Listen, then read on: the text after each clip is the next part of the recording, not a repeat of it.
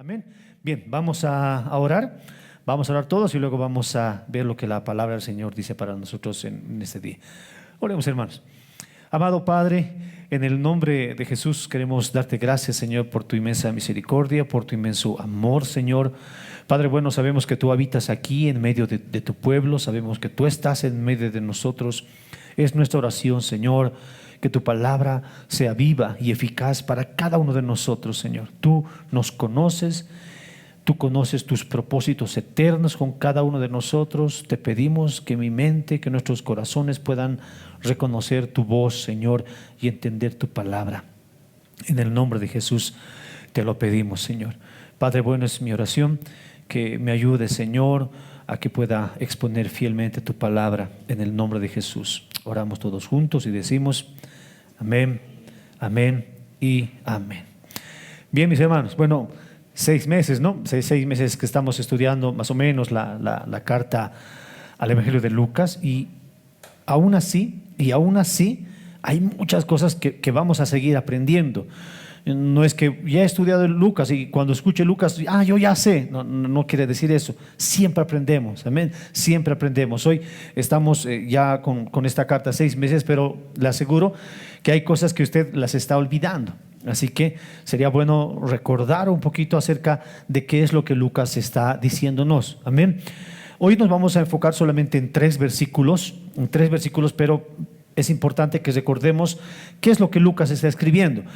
Lucas es el historiador, es un historiador. Él ha recopilado toda esta información, ha ido, en nuestros términos, ha hecho trabajo de campo, ha investigado, se ha entrevistado con las personas, él ha vivido en ese lugar, se ha contagiado de lo que la gente decía, de lo que la tradición decía, y él ha recopilado toda esta información que nosotros la vemos también en el Evangelio de Marcos y en el Evangelio de Mateo, amén. Pero lo que sí le hemos dicho, y es ahora también oportuno de decir, encontramos ciertas diferencias entre lo que dijo Mateo, por ejemplo, y lo que dijo Lucas, ¿no? Encontramos algunas diferencias, lo hemos explicado también. ¿Por qué? Porque cada uno de ellos tiene audiencia distinta, ¿no? Tienen audiencia distinta, y al tener audiencia distinta, algunos omiten o dan más énfasis a algunas cosas que Jesús le ha dicho, porque eso es lo que ellos querían decir. Lucas entonces está escribiendo a gente gentil. No gentil del verbo buenito, sino gentil del verbo impío, que no conocían a Dios, eran de un pueblo lejano. Lucas escribió esta carta para un hombre llamado Teófilo. Quería que usted lo diga, Teófilo. Teófilo, el nombre gentil, entonces estaba escribiendo para ellos, ¿no? Esa era la audiencia principal. Entonces, al escribir él, Lucas para Teófilo y para la gente gentil, Lucas está dejando en claro desde un principio, hermanos, queriendo demostrar la divinidad de Jesús. Que no solamente ellos vean a Jesús solamente como una figura histórica, porque es una figura histórica. Lucas está haciendo que toda esta gente reconozcan a Jesús y sepan que Dios estaba caminando entre nosotros. Eso es lo que Lucas quiere demostrarlo a través de cada una de sus narraciones. Eso es algo importante que nosotros no debemos olvidar. Lucas se encarga de decir que los ángeles traen el mensaje. Lucas se encarga de dar de manera sobrenatural el mensaje a Zacarías. Lucas se encarga de que esta mujer, Elizabeth, pueda dar a luz siendo ya viejita, ¿no? Siendo ya de la tercera, edad mayor. Lucas nos hace referencia y nos dice, esa mujer lo hizo. Lucas también nos hace dar de cuenta que fue María, una mujer jovencita, quien por obra y gracia del Espíritu Santo iba a dar a luz al Hijo de Dios. Lucas nos dice que los pastores reciben el mensaje, y Lucas nos cuenta un montón de cosas que todas son sobrenaturales. Todo lo que Lucas nos cuenta es sobrenatural. Eso es lo que está haciendo énfasis Lucas. Amén. Lucas nos está haciendo dar de cuenta que todo lo que Jesús hace es sobrenatural y que Él está sobre todo. Lucas nos dice que Él es el motivo del ayuno. Lucas nos dice que Él es el significado, el verdadero significado del día de reposo. Y como hemos visto la anterior semana, Lucas nos está diciendo que Él es Dios y Él es Dios y Él puede escoger a quien Él desee. Y escogió a 12 hombres comunes y corrientes. Amén. Y como ahora vamos a ver, hermanos, Lucas ahora nos está mostrando, si Él es el rey, si Él es Dios, Él también dice cómo son las características de aquellas personas que le siguen. Bueno, eso lo vamos a ver la siguiente semana, pero Lucas está tratando de demostrar todas esas cosas sobrenaturales en Jesús. Nos está mostrando al Dios encarnado. Amén. Y ese es el trabajo que Lucas está haciendo durante toda esta narración. Amén. Entonces, hoy vamos a ver, hermanos, cómo Jesús, en su inmenso amor y en su inmensa compasión por la gente, ha hecho cosas sobrenaturales. Amén, realmente cosas sobrenaturales. Vamos a abrir nuestras Biblias en Lucas capítulo 6. Vamos a leer el día de hoy desde el versículo 17 hasta el versículo 19. Ya, por favor, hermanos, busquen en su Biblia.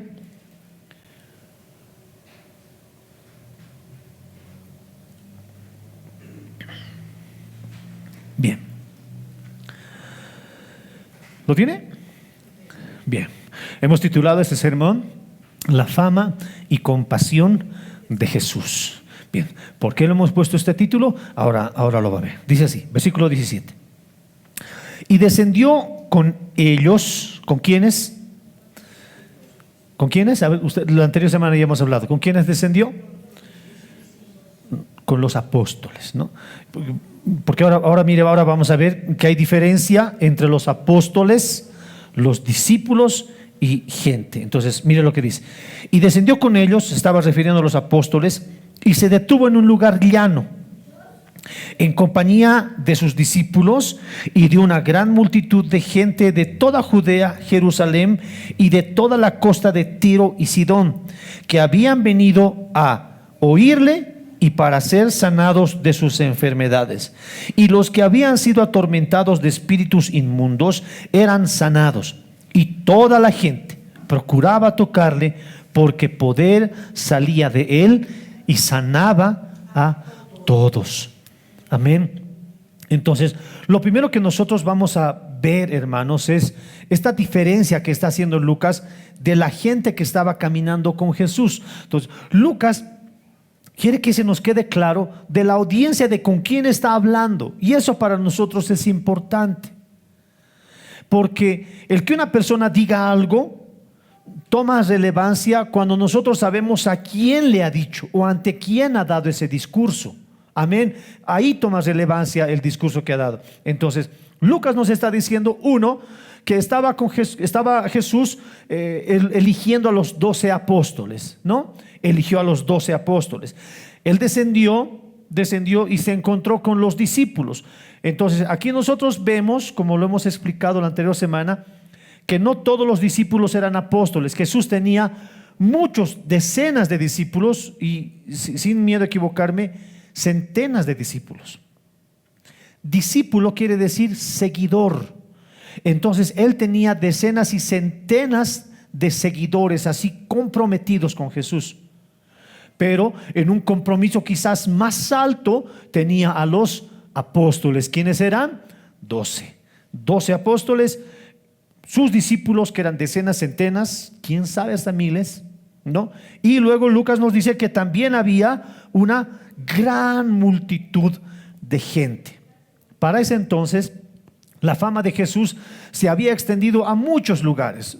Jesús era conocido por los milagros que él estaba haciendo. La gente reconocía que Jesús estaba haciendo milagros, y cual ningún predicador en ese momento habría tenido esa fama, Jesús la tenía. Jesús tenía toda esa fama. Y ahora Lucas nos está diciendo que esta gente que se reunió para hablar con Jesús era gente de todos esos tipos de grupos. Para que tengamos un poco de noción de a quiénes les está hablando Jesús, tenemos que identificar algunos. Primero, sus apóstoles, ¿no? Luego, ¿a quiénes les está hablando? A sus discípulos. Luego, a la gente. Ahora, no solo Lucas dice a la gente y se acabó. No, sino que Lucas nos está dando pormenores. Y entre los pormenores que él nos dice es que había gente de toda Judea, de Jerusalén y de la costa de Tiro y de Sidón. ¿Por qué Lucas especifica eso? ¿Por qué Lucas pone? ¿Por qué no lo deja en gente? Que quiere decir una muchedumbre. ¿Por qué no lo deja ahí? No. Lucas quiere que nosotros tengamos en claro, por el Espíritu Santo obviamente, quiénes estaban escuchando a Jesús. Cuando Lucas dice, estaban reunidos gente de Judea y de Jerusalén, se está refiriendo a todos los que en algún momento la Biblia los menciona.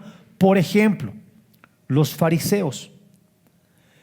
Había gente entre los fariseos que seguían a Jesús, unos para buscar algo que pueda tropezar y caer y acusarle, y otros porque realmente querían aprender algo de Jesús. No el caso de Nicodemo. Entonces los fariseos, los religiosos de ese momento, estaban como que escuchando y viendo a ver qué es lo que dice Jesús. Por otro lado, otro grupo que también era conocido en ese momento eran los saduceos. Los saduceos eran igual un grupo religioso, pero un grupo religioso quizás con un poco más élite. Se codeaban más con los políticos. ¿No? Los políticos eran religiosos, pero eran religiosos casi políticos y que tenían un poder de influencia en el gobierno. Entonces tenemos a los fariseos y tenemos a los saduceos.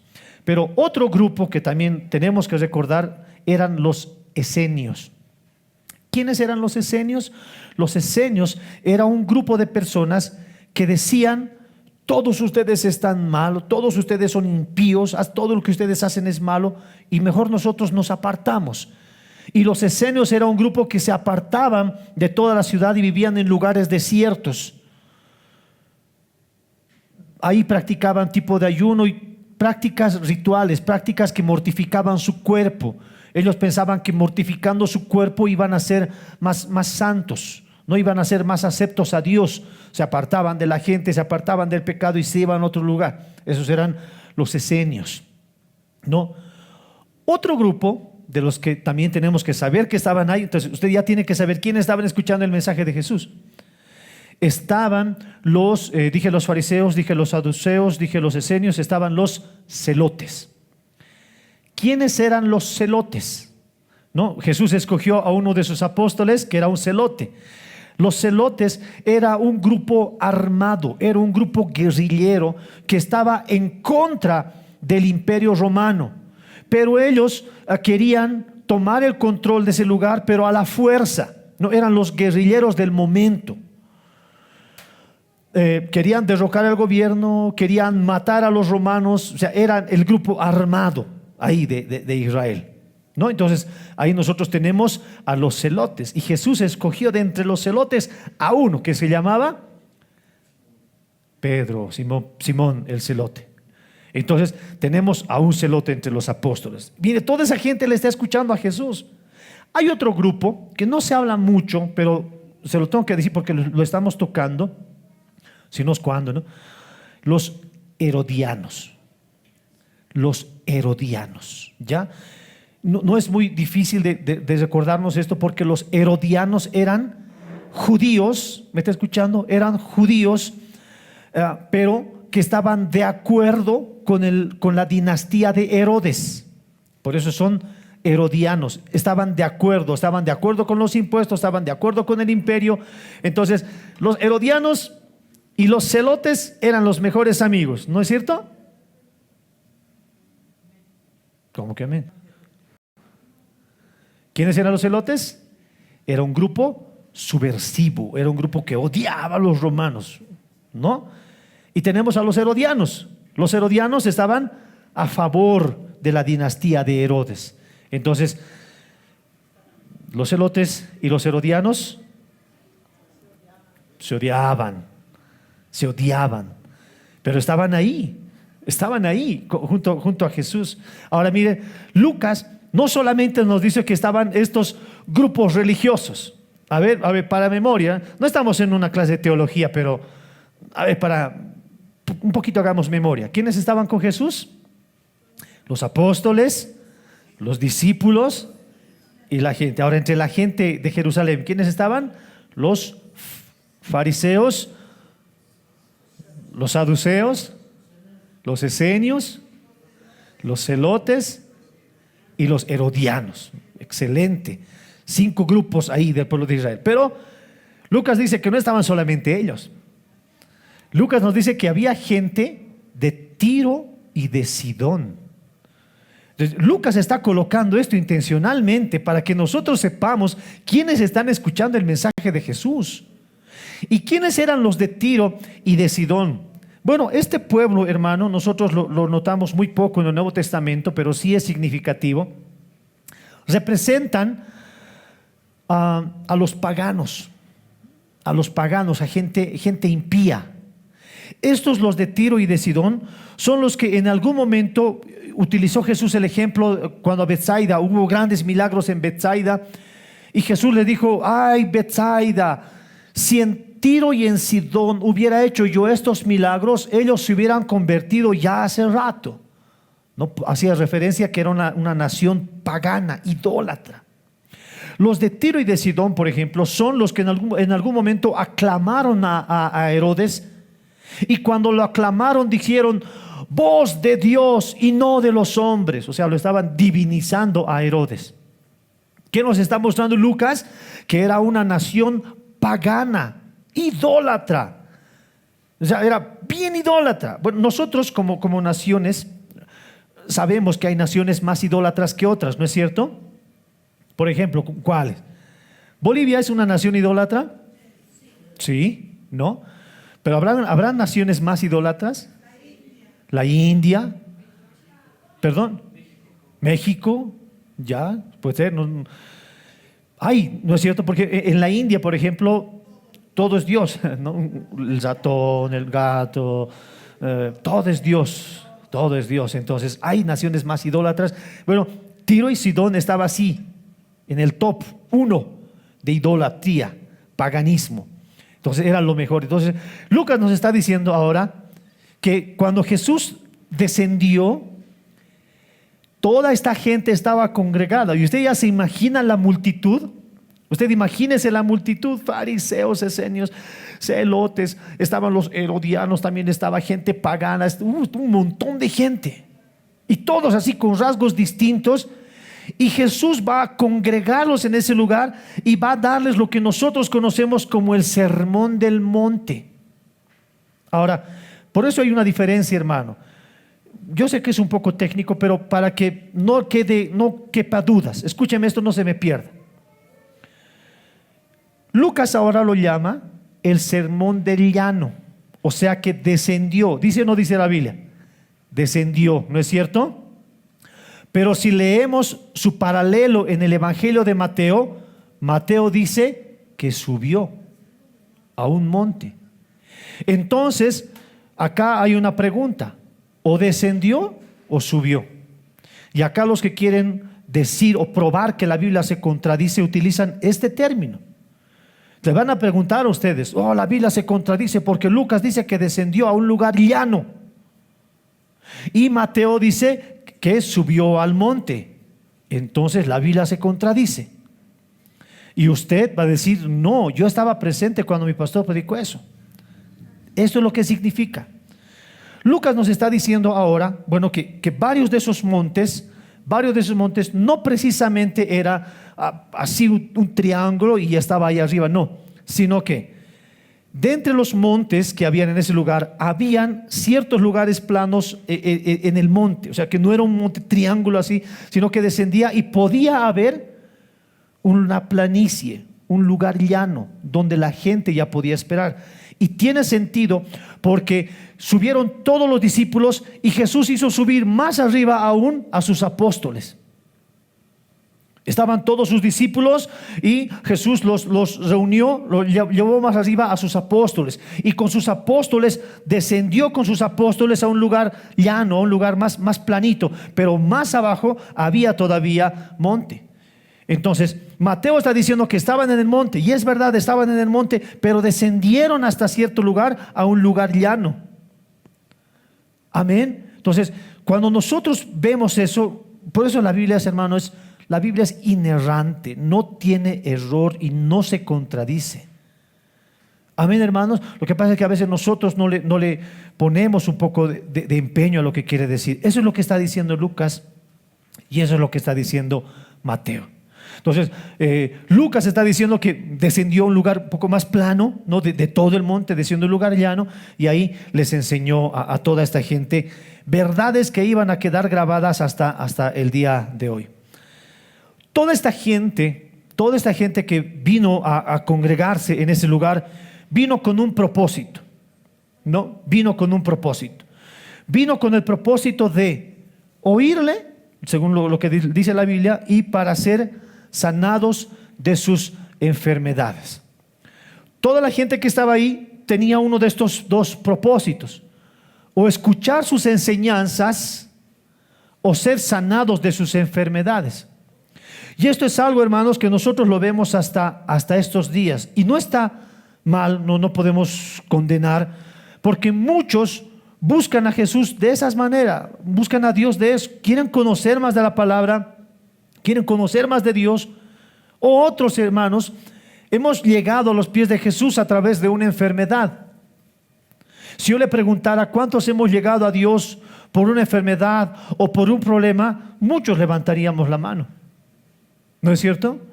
Muchos han llegado gracias a una enfermedad que tenían. No sé si era curable o incurable, pero llegaron a los pies de Jesús para ser sanados. Vinieron ellos. Muchos hemos venido así donde Jesús. Entonces no hay que condenar. Más, hermanos, en una época en que no había doctores como los hay ahora. No habían farmacias como nosotros las encontramos cada dos cuadras. No encontramos una farmacia. Bueno, en eso entonces no había farmacias, no había doctores, así que la gente libremente podía sentir algún malestar y querer buscar a Jesús. ¿No? Hoy no. Hoy hay doctores, hoy hay medicamentos para todo, y muchos ya ni van al doctor, directamente a la farmacéutica, ¿no? ¿Qué puedo tomar? Me está doliendo esto, doctorita, y nos automedicamos. No, nos automedicamos. Como que la gente ha perdido esa necesidad también de buscar a Dios. Pero toda esta gente dice que venía por esas razones, o venían para poder escucharle o para ser sanados. Y la Biblia dice en el versículo 18 que los que habían venido a ese lugar y habían sido atormentados de espíritus inmundos eran sanados, y toda la gente procuraba tocarle porque poder salía de él, y Jesús sanaba a todos ellos. Jesús, hermanos, para ese entonces y hasta el día de hoy, habría impactado de manera profunda todos los ámbitos de nuestra vida.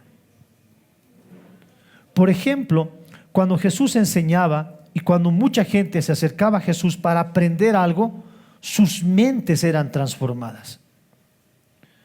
Por eso nosotros vamos a escuchar a la gente cuando hablaban de Jesús. Escuchaban el mensaje de Jesús y ellos decían: no he escuchado a nadie predicar de esta manera. Él predica con autoridad. Él habla con la autoridad, no hace como los fariseos. No, ellos no. Jesús predica con autoridad. Entonces, cuando Jesús enseñaba, Jesús como maestro utilizaba elementos que estaban a su alrededor, ejemplos que era de la vida cotidiana. Jesús agarraba ejemplos como el de una semilla, y agarraba y les decía: miren esta semilla, ustedes la ven así de pequeña, si tu fe fuera como el grano de una mostaza, y les empezaba a enseñar. Y la gente se sorprendía de la doctrina que tenía Jesús. En otra ocasión Jesús va a sanar a los enfermos y un montón de cosas, pero todo lo que él hacía era enseñando, y la gente quedaba cautiva, su mente quedaba cautiva, porque decía: wow, él realmente enseña, realmente aprendo. Porque ellos se congregaban, iban a sus sinagogas, pero no lo hacían, no podían aprender como Jesús enseñaba. Mis hermanos, Jesús es el mejor maestro. Jesús es el mejor maestro. Y aún, hermanos, nuestra oración debe de estar plagada de eso. Por eso dice la Biblia: el que no tiene entendimiento, pídale al Señor. Él es el maestro.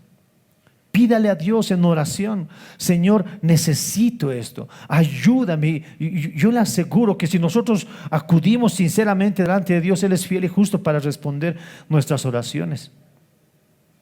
Entonces, cuando Jesús enseñaba, cuando Él se paraba enfrente y enseñaba, la gente quedaba cautiva, o sea que su mente era transformada. No es solamente aquí un montón de creencias y locuras, creer por creer o hacer solamente por hacer. No, sus mentes eran transformadas. Nuestras mentes han sido transformadas, hermanos. En una ocasión, cuando los fariseos querían arrestarlo a Jesús, ellos mandaron a unos alguaciles, ya a unos policías en nuestro término, mandaron a unos policías y le dijeron: bueno, detengan a Jesús. Los alguaciles fueron donde Jesús y no pudieron detenerlo. Mira lo que dice la Biblia, Juan capítulo 7, versículo 45. Los alguaciles, dice, vinieron a los principales sacerdotes y a los fariseos, y estos les preguntaron: ¿por qué no le habéis traído? A Jesús le está hablando. ¿Por qué no habéis aprendido a Jesús? Verso 46. Los alguaciles respondieron: jamás hombre alguno ha hablado como este hombre. Entonces los fariseos respondieron: ¿también a vosotros habéis sido engañados? Los alguaciles, ¿no? Gente que había ido a hacerle mal a Jesús, a arrestar a Jesús. Usted imagínese la escena de los alguaciles entrando con su furia. Ellos entrando y de repente lo encuentran a Jesús hablando, enseñando, y la enseñanza les llega a la mente, les llega al corazón, y ellos dicen: no podemos arrestarlo, no podemos, porque su mente había sido transformada. Hermanos, el camino en el Señor, el camino en el Evangelio, hermanos, no solamente es un camino de gente que no piensa. No, hermanos, el Evangelio ha transformado nuestra mente, debe de transformar nuestra mente. Y no es una fe a la loca. No es una fe a la loca. Si por ejemplo le dicen: ¿por qué te congregas? Porque así me han dicho. No, nuestra mente tiene que ser transformada y tenemos que saber dar razón de nuestra fe, es lo que dice la Biblia. Tenemos que explicar por qué creemos en Jesús.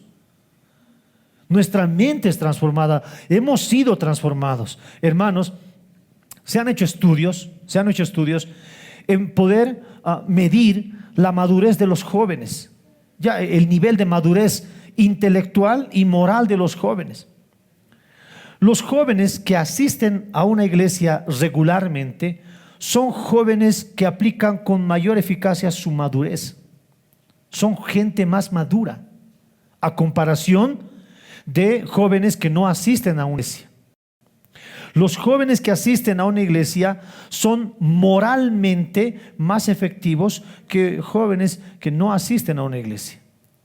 Entonces, hermanos, cuando nosotros nos exponemos a la palabra de Dios, no es una fe alocada, es una fe que piensa, es una fe que razona. Y Jesús no vino a enseñar una fe a la loca, Jesús vino a transformar nuestras mentes.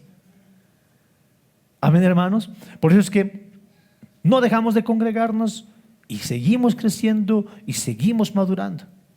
Amén, hermanos. Así que eso es lo que hace Jesús, eso es lo que ha hecho Jesús con nosotros. Ha transformado nuestra mente. Cuando alguna vez nos dicen o te dicen: en tu iglesia te han lavado la mente. Sí, mi mente ha sido lavada. Estaba sucia. Pero no solo mi mente, como vamos a ver ahora, también mi cuerpo y también mi alma. Eso es lo que está diciendo Jesús ahora. Porque dice que la gente vino para oír sus enseñanzas, pero también la gente le buscaba porque sabían que Jesús sanaba. Y hermanos, nosotros vamos a ver ahora en este momento que ese momento, en ese lugar, y le digo el contexto, no habían doctores, no habían farmacias, y los curanderos en ese entonces cobraban mucho dinero, ¿no? Entonces no había con facilidad el poder ser sanado. Y Jesús, conociendo todos y conociendo a toda la gente, la Biblia dice que los sanó a todos. Los sanó a todos. Y hermanos, Jesús no dijo, bueno, a ver, escoger, voy a sanar a solo mujeres o solo hombres o gente de clase más alta. No, a todos. Y no tenemos que buscarle al gato aquí. Si Jesús dice, si la Biblia dice que sanó a todos, Dios sanó a todos los que estaban ahí. De sus enfermedades físicas, de sus necesidades temporales. Y hermanos, eso se llama compasión. Jesús, hermanos, sabiendo la necesidad de esta gente, la necesidad temporal de esta gente, Jesús les dio lo que ellos necesitaban, ser sanados. Pero como vamos a ver ahora, no solamente las enfermedades son físicas, sino también hay enfermedades espirituales. La Biblia dice más adelante, el versículo 18, ¿sí?, que los que tenían espíritus o que les atormentados por espíritus inmundos, ellos también eran sanados. Entonces, nosotros vemos, hermanos, a gente que buscaba a Jesús por sus enseñanzas. Tenemos a otra gente que quería ser sanado, y le hablo de necesidades fuertes, ¿no? Gente, vamos a ver más adelante, ciegos. Jesús dándoles vista. Y si nosotros somos un poco más profundos, Jesús creando globos oculares para que vean.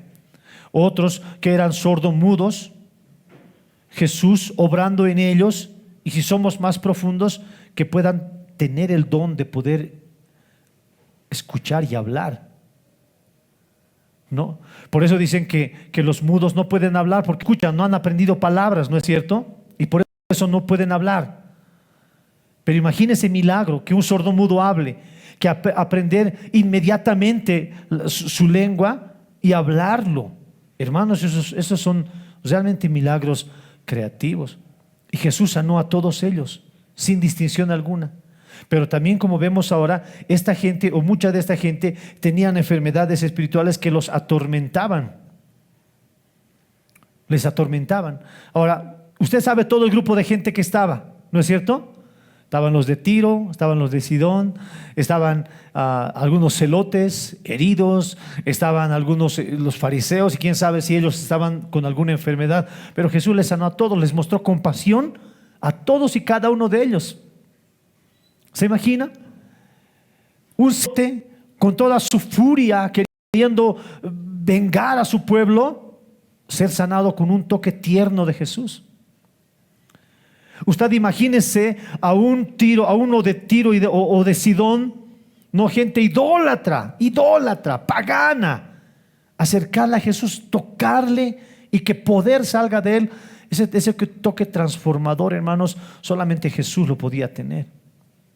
Pero ahora imagínense, hermanos, a gente que estaba atormentada por espíritus inmundos.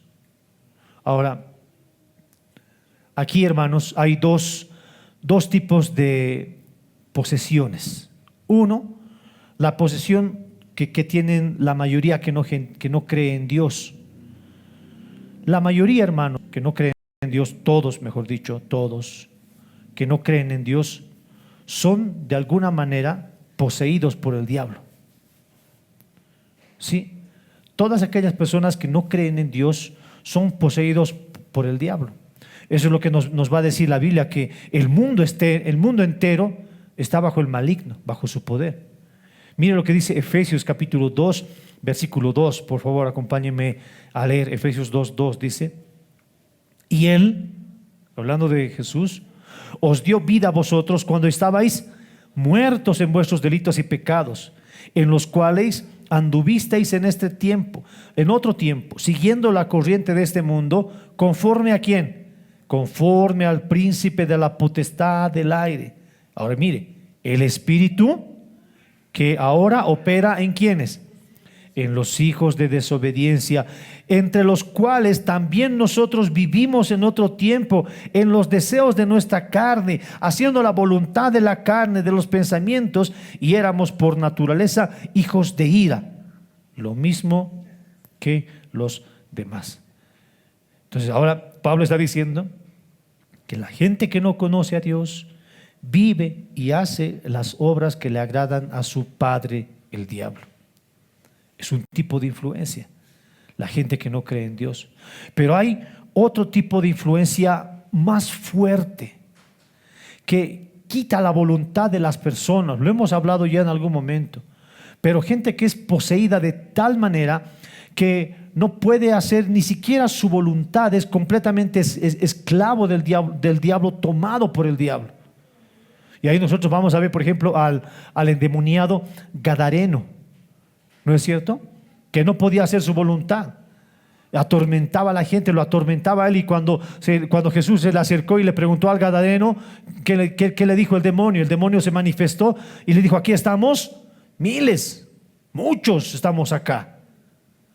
Porque una posesión fuerte. Vamos a ver otro caso más adelante de un demonio que atormenta a un muchacho de tal manera que lo mete al agua, lo mete al fuego, ¿no? Y posesiones más extremas. Entonces mucha de esta gente está en ese lugar escuchándole a Jesús, pero Jesús sanaba a cada una de estas personas, sanándoles a todos ellos. Cuando vemos esta palabra, hermano, sanaba a todos, ¿ya? Cuando él sanaba a todos, esta palabra sanaba en griego ya quiere decir terapeu o terapei, palabra de la que nosotros tenemos terapia. Cuando Lucas está utilizando esta palabra, quiere decir que Jesús estaba restaurando, estaba sanando a la gente, estaba cuidando, atendiendo y aliviando el dolor de cada uno de ellos. Cuando Lucas dice que Jesús sanaba a todos, entonces el endemoniado era sanado por Jesús. El que tenía opresiones mentales o problemas físicos, Jesús los sanaba a todos. Él podía aliviar, quitarle la pena, quitar la carga a cada uno de ellos, a todos los que acudían a él. Amén, hermanos. Jesús no solamente, hermanos, se dedicó a reunir a la gente y sanar a todos. Lo que él ahora va a hacer, lo que Jesús ahora va a hacer, es dar el sermón, hermanos, más puro. Es como Dios escribiendo los 10 mandamientos con su dedo, lo que nosotros llamamos las bienaventuranzas, las que vamos a ver con detenimiento la siguiente semana y las siguientes semanas. Bienaventuranzas, que es lo que Dios quiere enseñar. O sea, está reunida toda la gente, amén. Está reunida toda la gente, y entre la gente están sus discípulos, están los apóstoles, están fariseos, saduceos, esenios, celotes, herodianos, están los de Tiro, están los de Sidón, esta gente pagana. Pero Jesús no solamente quiere sanarlos de sus enfermedades, aunque les sanaba, Él les quiere enseñar lo que nosotros vamos a ver desde la siguiente semana: las bienaventuranzas, la regla de oro, que es lo que Jesús enseñaba. Vamos a escuchar su mensaje. Él es el mensaje que Él tenía. Hemos visto cuándo ha nacido, hemos visto su nacimiento, hemos visto cuándo ha empezado su ministerio. Ahora vamos a ver lo que Él enseña con sus labios, lo que Él quiere decir: a esto he venido. Y Él empieza a enseñar a la gente. Amén. Porque esa, hermanos, es la mayor necesidad que nosotros tenemos. Si uno dice: pastor, mi mayor necesidad ahora es ser sanado de esta enfermedad física, y no quiero ser indolente, puede que su necesidad sea genuina, pero nuestra mayor necesidad, hermanos, es conocer más a Dios. Esa es nuestra mayor necesidad.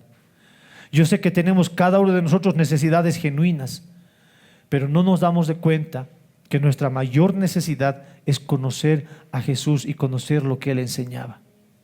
A veces nosotros somos como niños escogiendo, ¿no? Como niños escogiendo. ¿Y cómo es cuando nuestro niño escoge?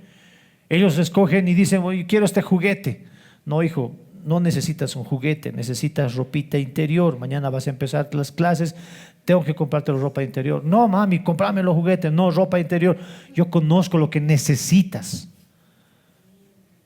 Dios es igual. Nosotros podemos decirle genuinamente: Señor, necesito que me sanes, quiero que me sanes. Y el Señor dice: más que te sane, necesitas enseñar esto, necesitas que escuchar mis palabras, necesitas esto, mis hermanos. Y no quiero decirle que Dios no puede sanar su enfermedad ahora. Si Él desea, si Él quiere, si es su voluntad, lo puede hacer ahora, lo puede hacer mañana, lo puede hacer mientras usted está durmiendo, lo puede hacer mientras usted está orando, lo puede sanar mientras usted está escuchando esta predicación, en cualquier momento y en cualquier lugar. Jesús no hace acepción de personas. Él es el mismo de ayer, de hoy y de siempre. Y si Dios sanaba, si Jesús sanaba antes, hermanos, Jesús sigue sanando ahora. Él es el mismo. Amén. Por eso, hermanos, busquemos a Dios. Busquemos a Dios. Yo sé que todos los que hemos venido a este lugar, no, los que hemos venido ahora, no sé cuál haya sido su motivación. O querer escuchar el mensaje, o ha sido su motivación otra. Su motivación quizás ha sido ser sanado de alguna enfermedad, o su motivación quizás ha sido una preocupación que usted tiene en su mente y quiere buscar más. Cualquiera haya sido, hermano, su motivación, Jesús está en este lugar, en medio nuestro. Jesús estaba impulsándole desde su casa para que nosotros escuchemos que Él es el mismo. Y si Jesús sanaba antes, mis hermanos, Jesús sigue sanando ahora. Busquemos a Dios, busquemos al Señor.